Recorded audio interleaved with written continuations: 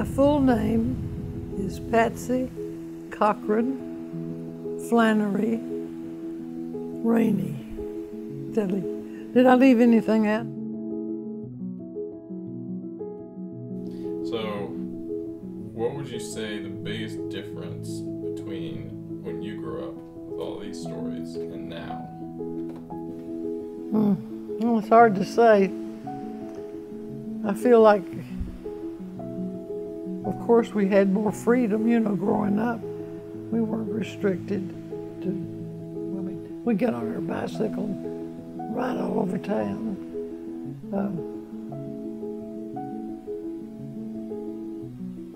Seems like there just were not as many people in the world. The world was a simpler place to live in. When I was little, the Saturdays were a big day at the movies. I guess the first date I ever had, the boy across the street said, "Pat, when you got to be 12, you went up to a quarter at the movies." And so he said, "Pat, can you still get in the movie for a dime?" And I said, "Uh-huh." He said, "Do you want to go to the movie with me tonight?" I said, "Yeah." First date I ever had, we walked to the movie, 4 blocks down, 4 blocks back. Saw the movie and came home. My father was from Lee County, Virginia, which is neighboring county to Wise County. Wise County is where I grew up. And my grandfather, who really should have been my great-grandfather because he was so old, he was born like in 1840. He made a lot of money. What he really did, he did not starve to death. Like his father said, he bought coal land all in those mountains out there. And he would, most of the time, I think, sell the land but keep the coal rights, which was the thing. Who wants the mountain land? You can't do much with it, but the mineral rights you can. So he kept those and got richer and richer and richer. And they said he was the richest man west of Roanoke, which was pretty far and pretty rich, I guess. He had about 8 daughters, 2 sons. One of his sons was my father. My mother's name was Elizabeth Odie Black. She was from the Valley of Virginia, which is, she thought, the apple of the universe.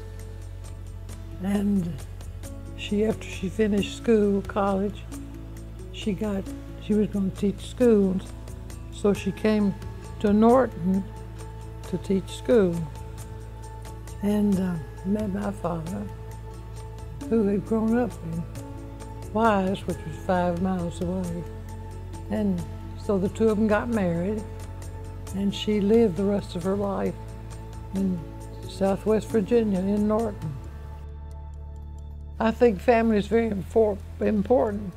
It's wonderful to have families sticking together. In 1944, I started college. And so I was in college a couple of years while the war was going on. The kettle was one of the biggest, most exciting things and my most fun things that we had. The fellow who owned it. And in the kettle he had a jukebox that you put money in and played all the songs. What was your favorite song? Can you think of a favorite song? In the Mood, maybe. Like, In the Mood? In the Mood, probably. By who? Glenn Miller, maybe, I don't remember. By a bunch of them. And so when we were in high school, every Friday and Saturday night, it was a big deal to have a date and go to the kettle. And I would get there, and the boys all braked on you. Your date took you, danced with you, but the other boys would come and tap him on the shoulder. I guess they still do that. and he would have to, he'd let you go and you dance with them. And one boy told me, who used to take me a lot, he said, Pat, one reason I like to take you to the kettle is I never have to dance with you. He would take me, then he'd go over and talk to the boys while I was dancing. I'd dance solid time all night. What would you say the most impactful historical event that you lived through? World War II, I think. When World War II started, and the Japanese dropped the bomb December the 7th, 1941. Gus had just graduated from Virginia Tech, which was all military then. So he graduated as a second lieutenant if he ever went to war. And sure enough, graduated in June, and in December, the Japanese dropped the bomb on Pearl Harbor. Here is the motion picture record released by the United States Navy of the havoc wrought by the Japs' sneak sky and sea raid on Pearl Harbor. And so Gus immediately was called up as a second lieutenant into World War II. So he was there for like 5 years almost, 4 years, as long as the war, from beginning to end. If Japan does not surrender, bombs will have to be dropped on war industries. In 1941, when they dropped the bomb, I was in the 8th grade. Gus was 8 years older. So I went all through high school with the war going on, and then when I was a senior, they were calling up all the boys that I had grown up with, who were kids. I could cry when I think about these old men having wars and sending young men off to fight them. So anyway, these boys, some of them didn't even have time to graduate. They called them up into the service, into the Army. But only one boy that I knew was killed. All the rest came back. But that was a very traumatic time, sad time, but exciting time for me. Boys would come home. You'd have dates, and they'd go back to serve, and other boys would come, and you'd have dates, and so we had a good time, even though the war was going on. I wish that Franklin D. Roosevelt had lived to see this day. General Eisenhower informs me that the forces of Germany have surrendered to the United Nations. The flags of freedom fly all over Europe. What would you hope that your legacy, like what would you want people to say about you? Now, Tom, that's a hard question. I feel like I haven't really done anything spectacular in my life, so they may not remember me in 100 years. Maybe they just say, she sort of went down the straight and narrow path or something. You always ask questions about other people, and you never talked about yourself.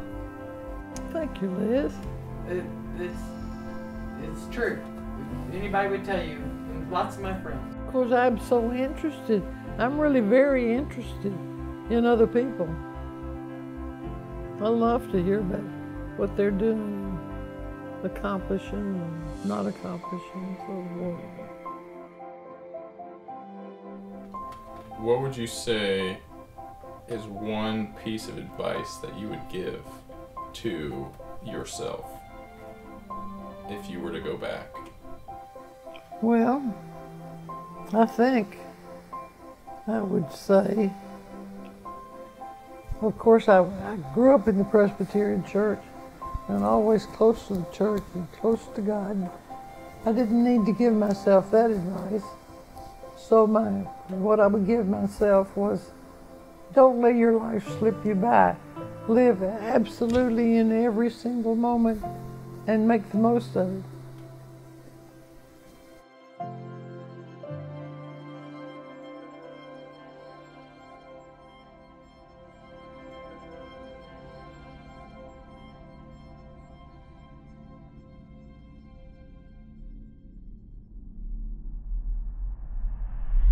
Who is your favorite grandchild? Yeah, of course you know who the favorite one is. I won't put it on your tape, for fear it upsets some of the people, but you know who the favorite one is.